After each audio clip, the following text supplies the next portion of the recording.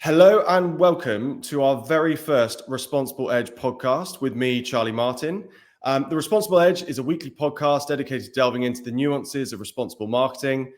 Join us as we engage with leading industry experts to uncover insights and strategies that foster ethical and impactful marketing practices.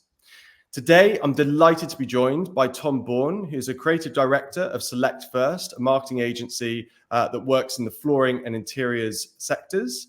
Working with leading brands and small businesses, Tom has spent nearly 20 years developing content and has helped shape how brands position themselves and communicate to their business and consumer customers. He's a fan of honesty and integrity, believing it's the best way to talk to customers, even in a time of crisis. Tom, a very good welcome to The Responsible Edge. Thank you very much for having me along, Charlie. I'm glad to make it on your first, I believe this is your first podcast, is that right?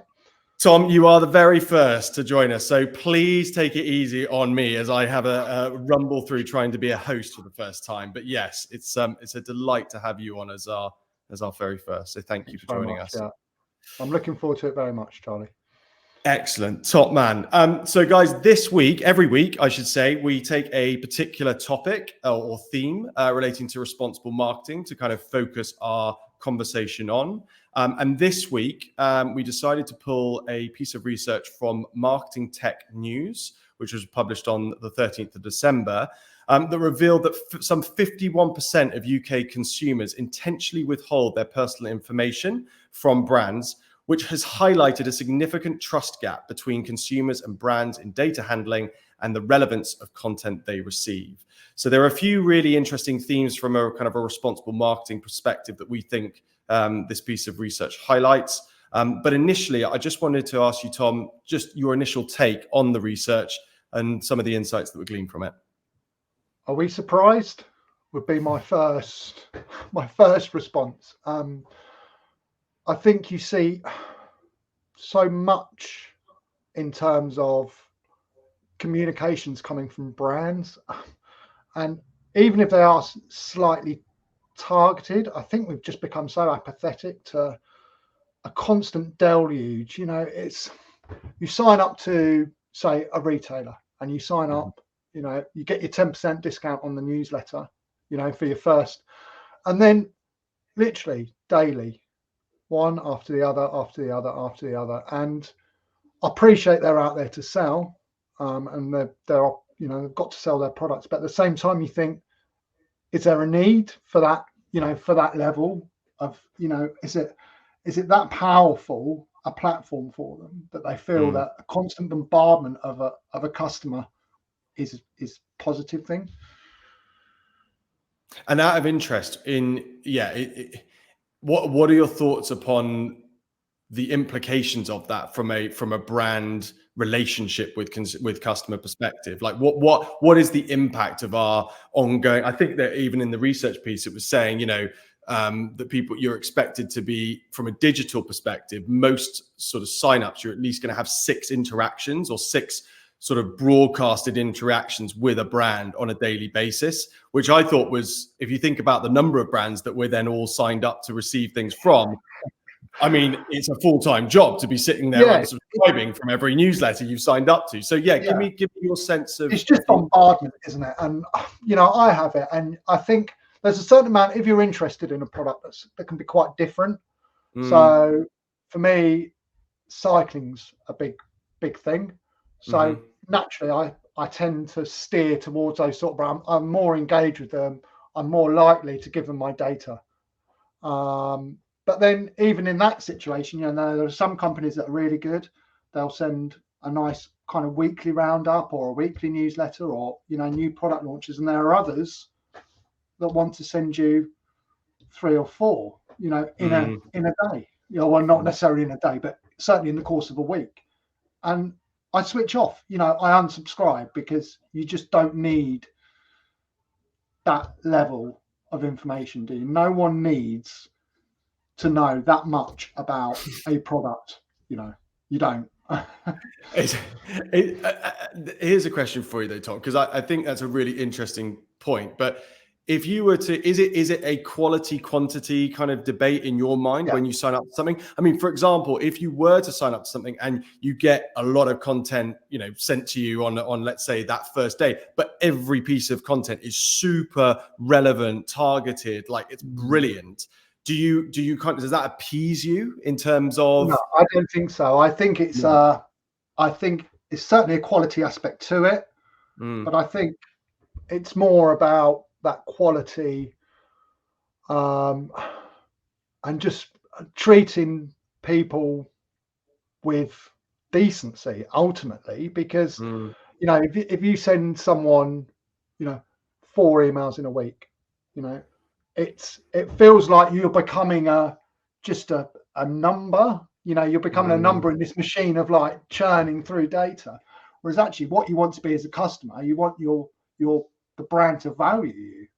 And I think that's the difference between a brand that sends lots of communications and a brand that is perhaps more selective. I'm more engaged with that brand purely because I don't feel I'm just part of this machine, a sales machine. And a really good example of that is Albion, a London cycle clothing manufacturer, and they send really good emails, and half the time it might not even be product related. It's just something about this journey and the story they're going on, and I'm engaged, and I tend to at least glance at them, read them when they come in my inbox, as opposed to just delete it. So I think if a brand values you as a customer and treats your data fairly, then you engage. I think if a brand treats you as part of a big sales machine, you're not, you don't want to know, do you? I mean, maybe I'm unique, but it feels to me that no. And I think, sorry to interrupt, Tom, but out of interest, when you mentioned, was it Albion that you meant? Yes, the cycling shop. So I think, well, first of all, like, what a glowing endorsement of their approach to email marketing, in that you're sat on a podcast talking about how well they've marketed their product. So that's the first thing to say on sort of, I guess, referral and the impact of getting this stuff right, is that people will evangelize about, essentially how good the experience was of engaging with the content that they've shared.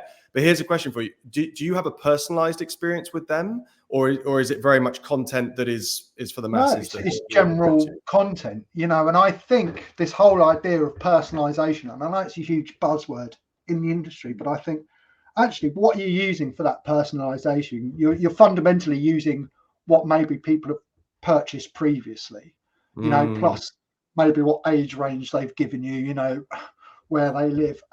And to me, that's not really personal. That's just data mining. A personal engagement is having a conversation with someone, whether that's on social media, through messaging, but certainly a personalized email that says this is the right piece of clothing for you, or this is the right, construction product for you. How do you know that? You can't, you really fundamentally can't know that. And I think a brand that maybe takes that approach and thinks, in broader terms, probably, as long as that information is relevant, probably resonates a little bit more for me. So would it be fair to kind of summarize, I guess, that if a brand prioritizes quality over quantity in terms of the content that they share, and essentially didn't sort of unauthenticate their content by trying to make it overly personalized, when in actually what you're viewing that as is, guys, just because you know what I've previously purchased, you can't infer from that that you know me inside out as a potential customer. So if you combine those two things, and so it's quality over quantity, and essentially it's acknowledging that we can't be too personal because we don't know that much about you, that those are the two key sort of drivers of responsible ongoing email marketing. Yeah, I think so. I think, it's a approach I take with, brands that I work with. Their clients are always very keen they want to push a product message, or, we've got this new launch coming out, but actually, can we not save that up? Can we not deliver that in a way that's better for people? People are busy. They don't want to be, they don't want necessarily care about a new tile or a new floor. They just They don't. You know, what they maybe care about a little bit more is what that company's doing. You know, what it's doing for their community that they work in, what it's maybe doing from a sustainability side. You know, for me, those stories and those narratives are more powerful to a customer than here's another product. And I think a brand that appreciates that and recognizes that actually will build better engagement down the line. And I see it when you put out a product launch email, your read rates, 15% if you're lucky. If you're putting out a proper formulated newsletter that has relevant content, that maybe has some opinion pieces in there, okay, it has a product or two, maybe it has an event that's been going on, your engagement and your read rate's that much higher. So, and is that, sorry, Tom. No, carry on. Sorry, Charlie. No, I've not really got into this podcasting hosting yet, because just the number one rule is you're not supposed to interrupt your guests. So I'm obviously, my head will roll for this. But I was fascinated with what you were saying there. We sometimes talk about like earning the right to sell. So the sense of like, you need to provide that overall kind of experience. You need to find that genuinely valuable and attention grabbing and entertaining or informative content that then earns you the right to share your product or service. In exactly the same way that you just described, that within that newsletter, of course you can pitch your product or your service, but you need to earn the right through the quality of everything else that you're sharing too. I couldn't agree with that anymore. Okay. How you manage that relationship with a client can be a challenge sometimes, because naturally they want to sell product. They're there to sell. We have to, as marketeers, we have to recognize that, but I think we also have to try and guide them in a direction that is more about building trust in the brand. If you just send someone a sales email time and time again, they're going to shut off. You're going to lose them effectively as a customer.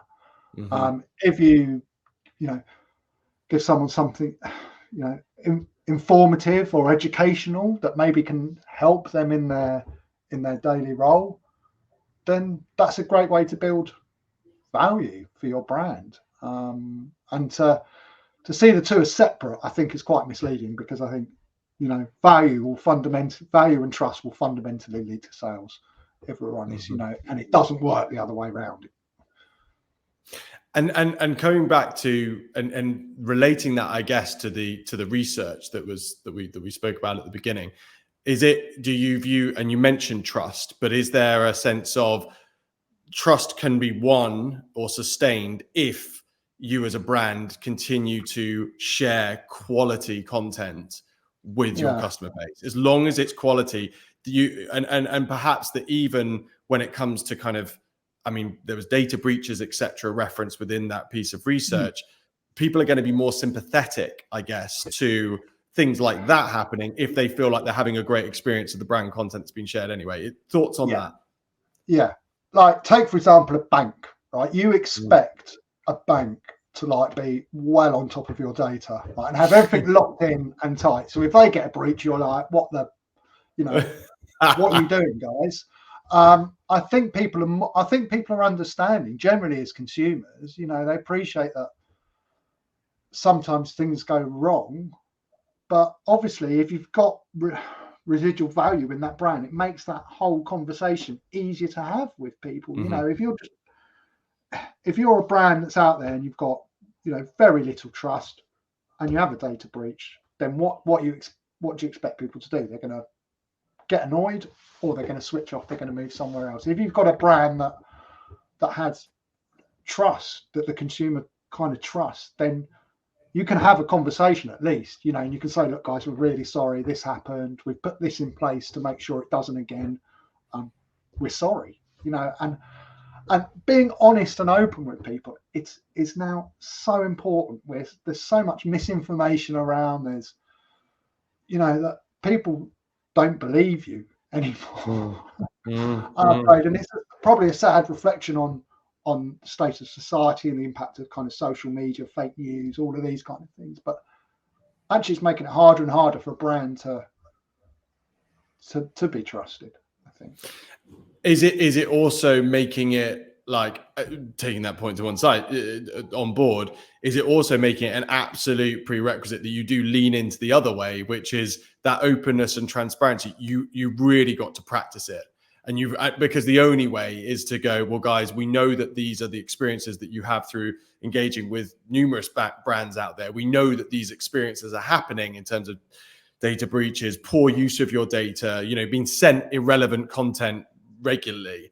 We're going to stand against that. We're going to stand in this position. I know, looking at your bio, that's a key part of the work that you do. Yeah, I do feel it's really important. And it can even go to something like a customer communication, like a letter. I had a client recently, and they've merged two relatively sizable brands have merged together, and it's been a bloody nightmare in terms of servicing levels, and servicing the customer. And there was a point at which we sat down and said, we need to do a communication. You cannot, no one was talking, no one knew really what was going on. The customers were getting unhappy.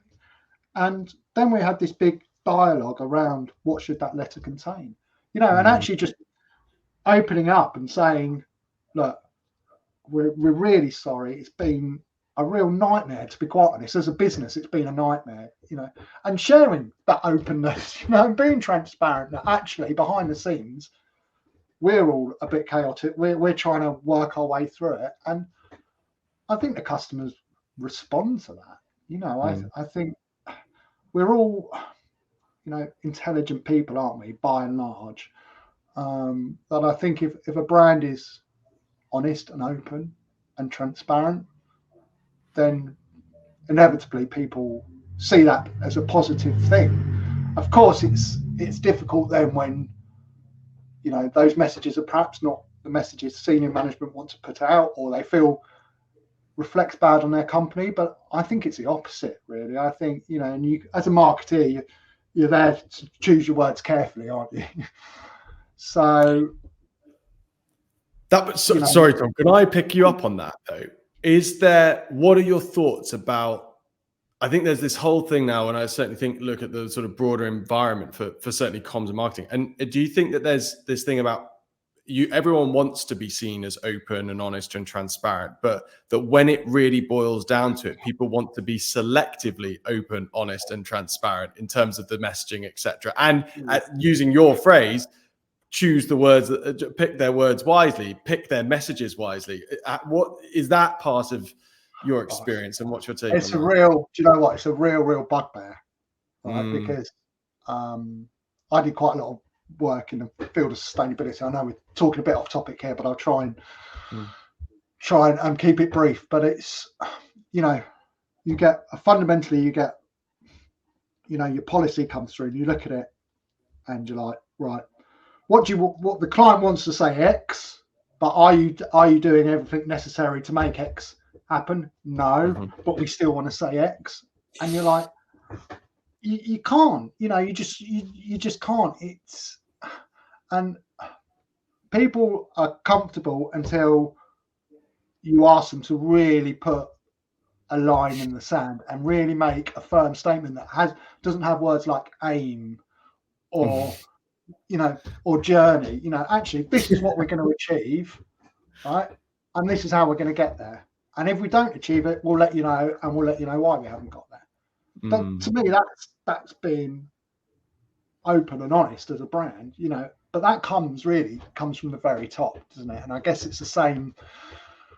It's the same with, I guess, data and the way you treat people. Those values of a brand have to filter from top. It's all very well having people in lower positions that believe in what they're doing, but if the management are seeing it as just, well, that's just a route to generating more sales, then you're going to struggle, aren't you? And as a business, and as a marketer, it's hard because you feel self-challenged, because that what you're putting to paper isn't how it should be, but ultimately they pay the bill. So, and it's but I think you have to advise, and I think that's always the key. It's with advise properly, right? And then you can hold your head up high. But yeah, everyone has to pay the bills. I think it's really easy as me to sit here and say, well, yeah, I think everyone should be open and transparent, and that's the way. But I can't, in a way, I can't always promise that. I can strive for that, and I can try and work with my client to the best of my ability that they hopefully implement that. But ultimately, whether they do is down to them. And out of interest, Tom, let's pick up on that and talk a little bit about Select First. I mean, again, we're not going into anything sensitive here, but what kind of, I guess, what's the sort of, do you work predominantly with businesses and organizations, do you think, that have that kind of longer term brand positioning at the heart of what they do? Are you working with more and more of those types of people? That puts me in a bit of a spot. I work with a lot of people at that ground level, absolutely fantastic, and they wholeheartedly believe in what they're doing, and they wholeheartedly. Where I find the issue arises is further up the food chain. So, and that makes it that much harder to kind of deliver the message you want to deliver, and you want your brand to, that you want the brand to stand for. So yeah, there are brands out there that I think want to do the right thing, but it's not easy to do the right thing. And I think that's what we're finding more and more, is people are more focused on what the brand stands for, what are the values of that company. And I think particularly with the larger corporates, they're only now starting to realize just how important that is. And that's not necessarily just a CSR policy or an ESG policy on in a nice fancy PDF. It's actually a bit harder than that. It's a bit more deep rooted. Cultural, perhaps? Sorry? I was going to say cultural, perhaps? Yeah, cultural. Yeah. I mean, it's a tough subject to talk about, I think, because there is no right and wrong way of a brand. How the brand wants to represent themselves is ultimately down to them. Do you agree with that in its entirety? Maybe. Do you see there's room for improvement? Yeah, but probably there isn't any brand, isn't there? No brand is 100% polished and 100% perfect. But I think we're probably digressing quite a lot now into what is a corporate sphere, and I think that's a bit far removed from where we started off the conversation about kind of trust and about And let me, well, Tom, let me then throw a question or two, kind of gearing us back to that. So, I mean, I'm intrigued to learn a bit more about you mentioned there about speaking to clients and sort of almost educating clients about that this is the way that we would suggest you position things, and etc. Just talk us through maybe a little bit of the kind of brand work that you guys do at Select First. It'd be fascinating just to get a bit more of a flavor of how you guys go about approaching, brand development. Yeah. So for us, it starts, I guess, really with understanding what that brand is and where it sees itself positioned. Actually, then taking that and seeing how they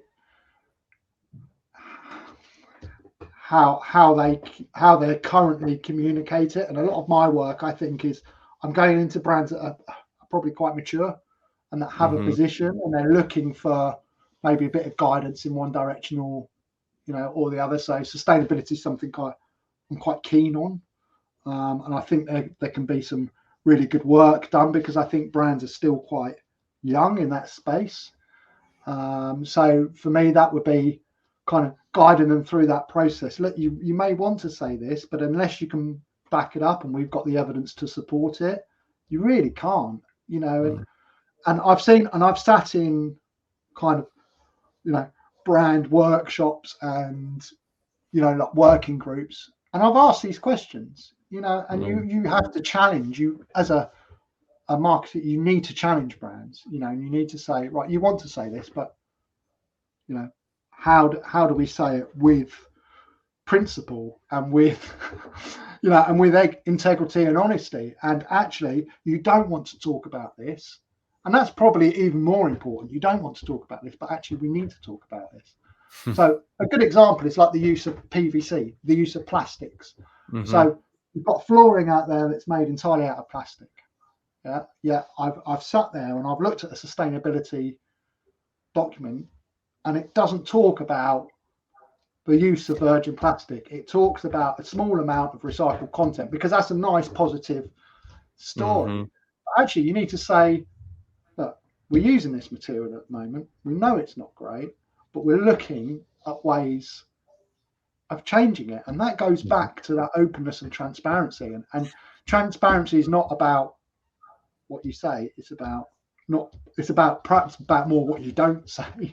You know, and I feel it's my job to ask those questions. If I don't ask those questions, then the content I put out can't be right, you know, and I can't hold my head up high against it. Which is why that kind of, you know, the anti-greenwash charter appealed to me so much, was because I think it gave a framework that I used personally, but that also clients can take forward into their business. You know, and it has to be, as an external party, you don't have a great amount of influence. You can advise and you can steer, but actually when it comes to those nuts and bolts decisions and putting the capex in place to, you know, to make that project to go, that has to come from internally. So having that understanding within a business is almost just as important as our role outside of that.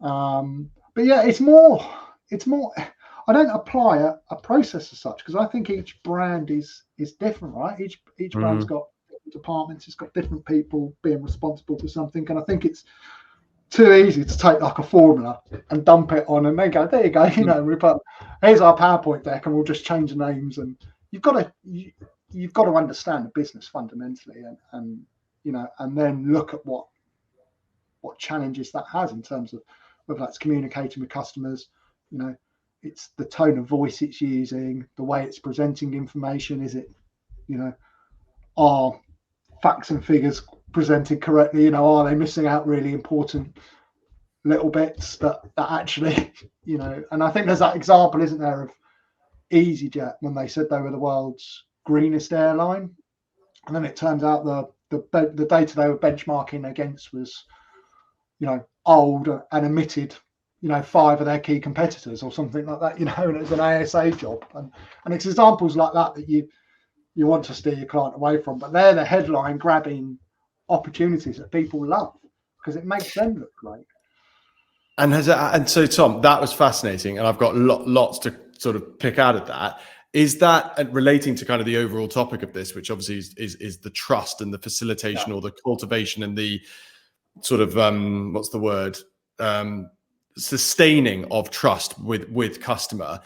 Do you find yourself going in and talking to brands who kind of have this idea of what that kind of headline is that they want to share, but actually when you start to interrogate the kind of the foundation of it, it's the sort of thing where you would advise, look guys, maybe this isn't the right time to be looking to, this isn't strongly enough substantiated. We need to look at some other angles first and then look to kind of develop that into, I know you stayed away from the term journey before, but I guess the process of developing those messages into our comms.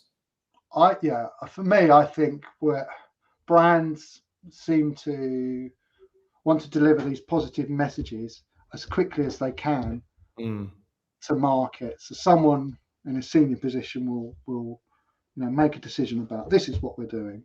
Right, now we're going to deliver it to market, and give those teams behind that no time to think about it and rationalize it. and you then come on board, and you're then, well, you know, how can they expect, if we don't have the information and the, you know, the documentation around it, how can they, and no one quite believes it in the company, how can they expect their customers to believe it? You know, it just feels like it's always such a rush. It's like you're in this churn, and actually you're dealing with big topics, right? And you're dealing with, you know, you want your customers long term, surely. I mean, surely any business wants a, you know, it's that old adage, isn't there, about, you know, repeat customers cost a third less, or you know, whatever that is. But that takes time, and it's a process of nurturing. And I think you've got to kind of approach information in the same way, or at least these kind of big principle messages. Don't rush it, guys, because if you rush it, the likelihood is you're going to mess it up, right? And then you're going to devalue, you know, what happens. And I've seen it before, people putting pledges in place, yeah, and then having a call, and then that pledge has all of a sudden got to come out. And you're like, so, you know, it only takes one or two people to notice those little things. And okay, for most people, they might slip under the radar, and people are like, well, I didn't know they were doing that pledge anyway. But it's kind of the principle of it, right? Why sit there and say it and then not see it through? And equally, I think what's fascinating with that is this whole idea that, like, trust is, I really like the use of your term nurture. Like, I think, you know, people do, there's that sense of needing to, through the content that you're sharing and the way that you're managing somebody's data, I guess, need to nurture that trust. Yes. And I appreciate that then what you can do is you can destroy that trust in a moment of over-optimistic messaging, or perhaps, dare I say, even unfounded messaging, that then you've literally, all that work you've put into that gentle nurturing of that trust is just gone. Yeah. And you're going to have to be, you're going to be up against it to then breathe that back in. And that's the danger. Sorry, Charlie. I think it's just too easy to lose it, isn't it? I think, you know, trust is hard won, right? Particularly in this day and age. And I think if you're a brand, you know, that gets it right, don't risk it. You know, take your time and you know, and I guess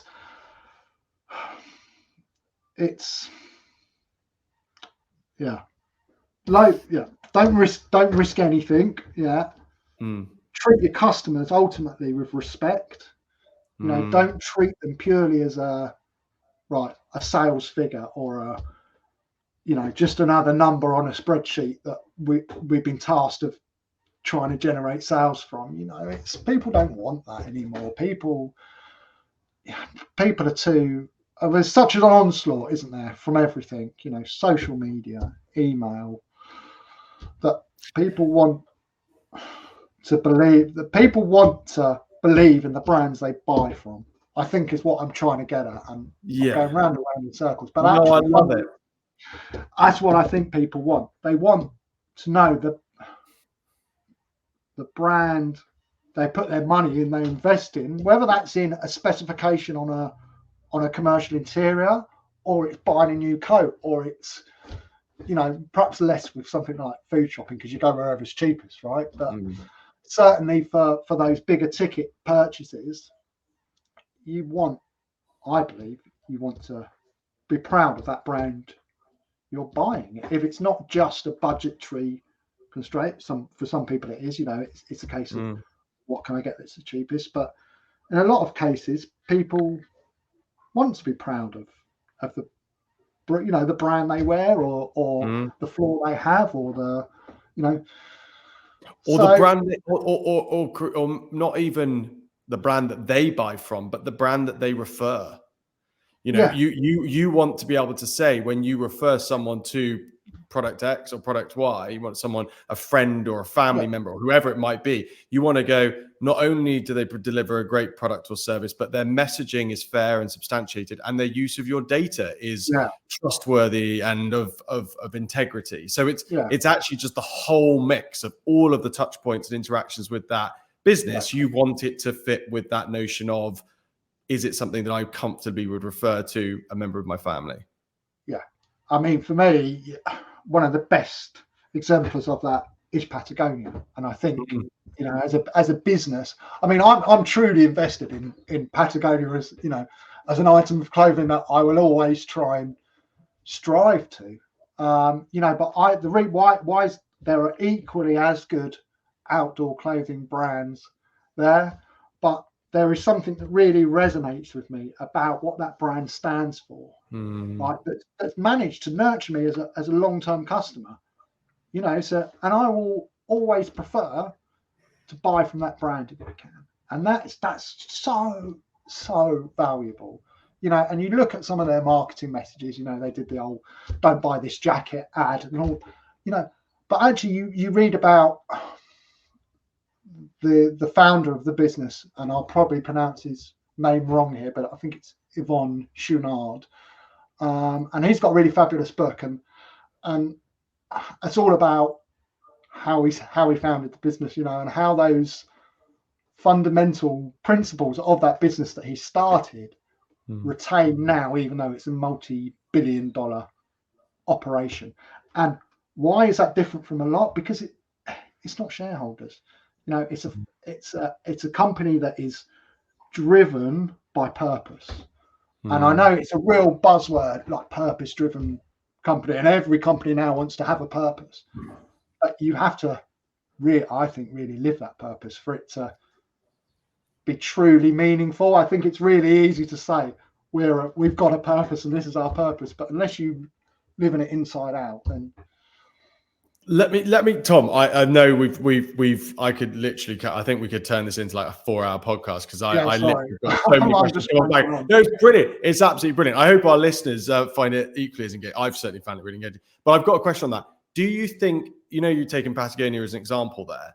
What's your thoughts on like retrospectively or the retrofit of purpose within an organization versus the founding of an organization based upon some fundamental principles? Like, how does that play out in terms of the brand? Because it's so much, in my experience, it's so obviously so much easier and more essentially authentic if it's literally, we're going to build this thing with these foundations, as opposed to, guys, we're going to go back and retrospectively kind of infiltrate these things. Do you know what I've seen, or I think it's really hard, and I question whether it's actually possible to kind of retrofit in value.